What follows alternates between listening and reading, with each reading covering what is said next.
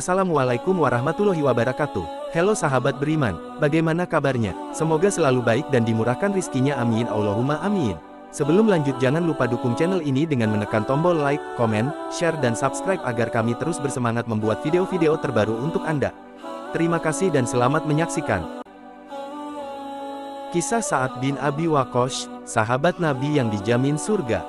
Sa'ad bin Abi Waqqas merupakan seorang sahabat Rasulullah Shallallahu Alaihi Wasallam yang dijamin masuk surga. Dia memeluk Islam ketika berumur 17 tahun.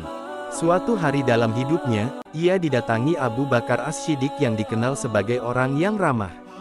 Abu Bakar lantas mengajak Sa'ad untuk menemui Nabi Muhammad Shallallahu Alaihi Wasallam di sebuah perbukitan dekat Makkah. Pertemuan itu mengesankan bagi Sa'ad. Ia pun segera menerima risalah baginda Nabi Muhammad Sallallahu Alaihi Wasallam dengan tangan terbuka. Sejak saat itu, Sa'ad menjadi salah satu sahabat yang pertama masuk Islam, yakni dalam era Makkah atau sebelum hijrah. Silsilahnya secara tidak langsung bersambung dengan Rasulullah. Aminah binti Wahab, yakni ibunda baginda Nabi Muhammad, berasal dari suku yang sama dengan Sa'ad, yaitu Bani Zuhroh. Karena itu, Sa'ad juga sering disebut sebagai Sa'ad Zuhroh atau Sa'ad dari Zuhroh. Pria ini memiliki banyak keutamaan. Suatu saat dia pernah disambut Rasulullah dengan gembira. Rasulullah Shallallahu Alaihi Wasallam begitu membanggakan Sa'ad. Beliau bersabda, "Ini dia pamanku. Siapa orang yang punya paman seperti pamanku ini?"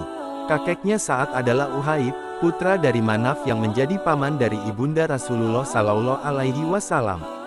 Selain itu, Sa'ad bin Abi Waqqas juga merupakan orang Muslim yang pertama kali melepas anak panah dalam jihad Islam. Dia pula yang mula-mula terkena anak panah dalam kancah jihad. Pernah suatu kali Rasulullah bersabda di tengah perang Uhud, "Panahlah hai Sa'ad, ibu bapakku menjadi jaminan bagimu." Ali bin Abi Thalib juga mengatakan, "Tidak pernah saya dengar Rasulullah mengatakan ibu bapaknya sebagai jaminan seseorang kecuali untuk Sa'ad."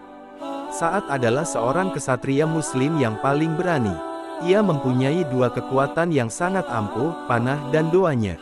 Jika ia memanah, pasti tepat sasaran. Jika ia berdoa, akan dikabulkan Allah Subhanahu wa Ta'ala. Hal ini tak lepas dari doa Rasulullah untuk Sa'ad. Suatu hari Rasulullah menyaksikan sesuatu dari Sa'ad yang menyenangkan hati beliau. Maka Rasulullah pun bermunajat, "Ya Allah, tepatkanlah bidikan panahnya Sa'ad bin Abi Waqqas dan kabulkanlah doanya." Demikianlah, diri Sa'ad menjadi masyhur lantaran doanya disebut makbul. Kelak ketika fitnah terjadi pada zaman kekhilafahan Ali bin Abi Thalib, Sa'ad mendengar seorang laki-laki memaki Ali, Tolhah, dan Zubair. Orang itu bahkan terus menolak berhenti mencaci maki. Maka, Sa'ad pun berkata, "Kalau begitu, akan saya doakan kamu kepada Allah." Laki-laki tadi lantas berkata, "Rupanya kamu hendak menakutiku, seolah-olah kamu seorang nabi."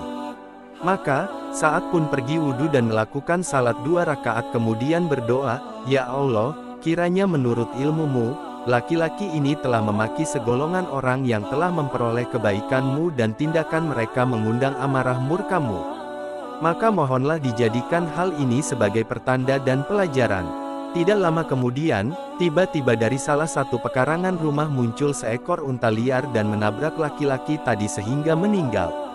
Sa'ad adalah teladan istiqomah dalam iman dan hidayah.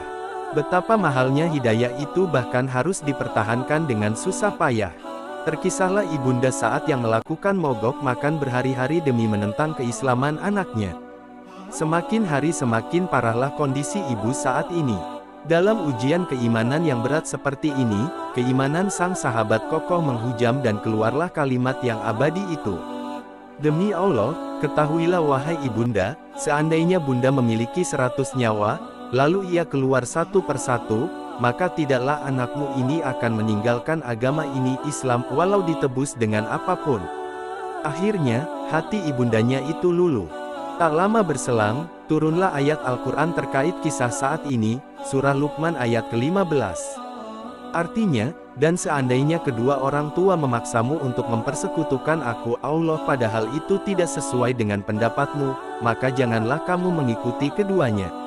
Di antara cerita kepahlawanan saat yang lainnya adalah ketika pasukan muslimin yang sedang dipimpinnya terhadang sungai Tigris.